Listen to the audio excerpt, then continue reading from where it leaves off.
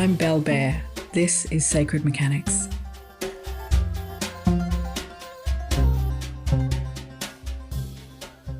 Hi, I'm Bel. Thanks for tuning into Sacred Mechanics. I thought I'd take this opportunity to talk about a novel that I wrote in 2020 and republished last year called Breaking the Girl.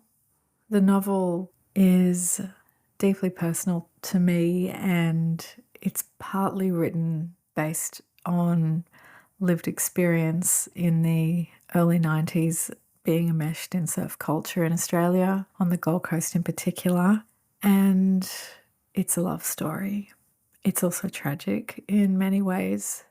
But when I was writing it, I was consciously weaving through an undertow, a current that is much more spiritual and an entanglement of many ideas, folkloric and mystical and biblical, and there's a few archetypes in there that you'll be able to easily spot, and some are a bit more subtle. Anyway, all of this to say that this podcast is all about this book, and I'm going to decipher some of this for you. And it'd be really cool if you did happen to read the book, or if you've already read it, welcome. And here we go. I'll start with a quote from the book. Some things in life don't seem to have a beginning or an ending. You can't be sure if these things nourish or erode your soul, but you still let them consume you as if entranced by a flame, waiting to be burned. So when I started writing, this was all I had. That couple of sentences was it, and I built my story around that, and it really grew from there. At its heart, Breaking the Girl is a novel about transformation. When I wrote it, I wasn't consciously setting out to craft a spiritual parable, but as with most meaningful creative work, the symbolism emerges from somewhere deeper, a place within me that understands the language of loss, change, and awakening. At first glance, it might read as a story about grief and desire, but there's something alchemical happening underneath, a slow burning process of transmutation that echoes the cycles we all move through when everything familiar falls away. Ash's story came to me as a meditation on grief and identity. She's not just mourning her twin sister, Edie. She's unraveling. Ash is the classic orphan heroine, spiritually unparented and left to navigate a world that no longer makes sense. Her grief isn't linear or logical, it's oceanic. And like the heroines of old fairy tales, she must wander into the darkness, undergo trials, and face the mirror of her own shadow before she can begin to reclaim herself. La Quinta, the house featured in the novel, is a character in itself. I've always been drawn to the forbidden house archetype. In Breaking the Girl, La Quinta is that space. It's seductive, decaying, and filled with secrets. I imagined it as a symbolic extension of Ash's psyche, falling apart, barely holding together, haunted by what has gone unsaid and unfelt. The house offered me a stage on which the emotional and metaphysical could play out side by side. As I wrote, I realised it was also a space of potential, a kind of spiritual cocoon where old self could be dismantled. And yes, much like the enchanted castles of folk tales, it was both a prison and a place of passage. Jay, one of the main characters in the story, and the surfers that Ash and Jay lived with, became expressions of untamed nature, both beautiful and dangerous. Jay in particular embodies something feral and magnetic, the kind of desire that teaches through its wildness. He's not a love interest in any traditional sense. He's more like a catalyst. He's violent. He's full of rage.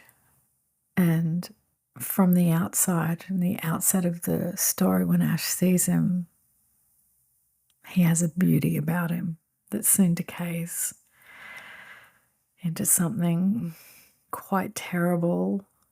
And then as he progresses as a character, his fragility comes through as a young, damaged man as well.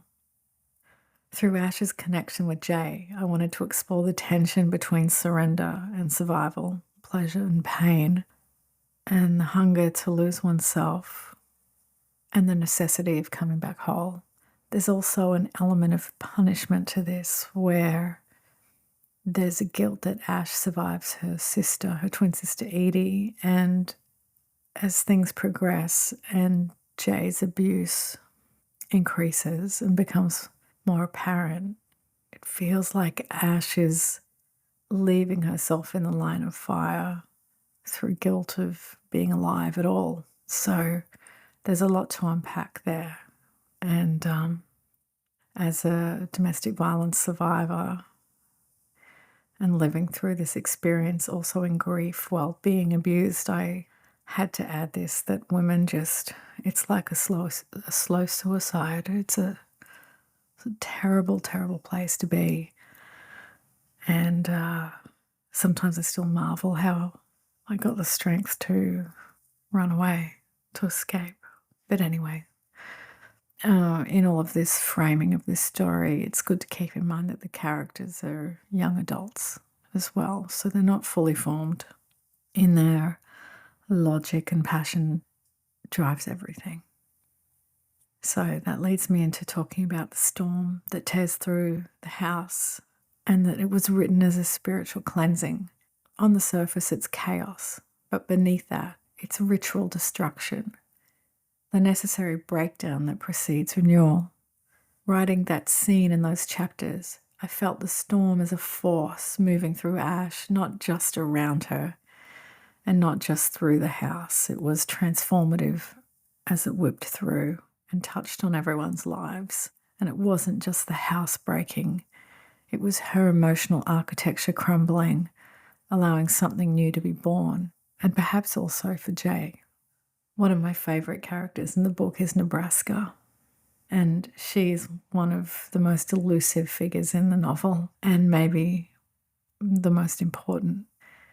She came to me fully formed, a guide, a seer, a liminal being. I never wanted to explain her too much. Some characters are meant to remain partially veiled.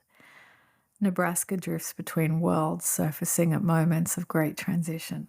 In many ways, she's a spiritual midwife who leads others across thresholds, an apparition, an oracle. When she speaks, it's often with riddles or poetic wisdom, and her presence reminds me that not all teachings are direct. Some truths arrive obliquely through atmosphere, intuition, and dream. There's a moment in the novel where Nebraska says, "For you, he is everyone." That line flowed through me as if it already existed somewhere else. It echoed the idea that we're shaped by a timeless connection, karmic bonds, soul recognitions, mysterious repetitions. To Ash, and maybe to the reader, Nebraska's voice invites a deeper inquiry. What is real? What is remembered? What endures across lifetimes? And we all know that that answer is love. Breaking the Girl is set by the sea. The ocean in Breaking the Girl is not just a setting, it's a force. The sea has always been a symbol of the subconscious, of feeling, of the divine feminine in her rawest form. My father used to say, God is in the ocean. And I always found this very powerful. My father was not a religious or spiritual man by any means, but this was quite profound one day when I asked him about God, and that he said that God is in the ocean. I believe it. I feel it. And I wanted this to come through in the book. Ash is drawn to the sea instinctively. The surfers, like gulls or sea creatures, dance with that power. They understand it with their bodies. I wanted the ocean to be both a threat and comfort, mirror and mother. There's a passage where the surfers disappear into the waves, and the book says, "From the shore, it looked like a fight. From the water, it looked like love." That paradox is the heart of the novel, the way transformation can feel like ruin and how love can undo us. The novel isn't only about a girl breaking, it's about what breaks open. Yes, Ash falls apart. Yes, she descends. But it's all part of a larger pattern, death and rebirth, the sacred spiral of change. I wanted to write something that honoured the felt experience of grief while offering a thread of light for those who choose to walk into their own darkness and return with something new. Breaking the Girl isn't a tidy book, and it's not meant to be. It's a story for anyone who has felt themselves dissolve and wondered if something sacred might grow in the ruins. It speaks to the unnameable space between worlds, between what is lost and what is yet to come. It's my offering to those who are in between, to those who are breaking, and to those who are becoming. So there's a deepness and a richness to this book, all played out on a stage of the summer of 1991. The summer that Nirvana comes to town.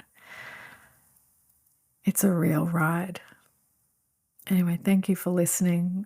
You can listen to me read Breaking the Girl as an audiobook, and it's also available as a paperback in any good bookshop online. Thanks for listening to Sacred Mechanics. I'm Bel Bare.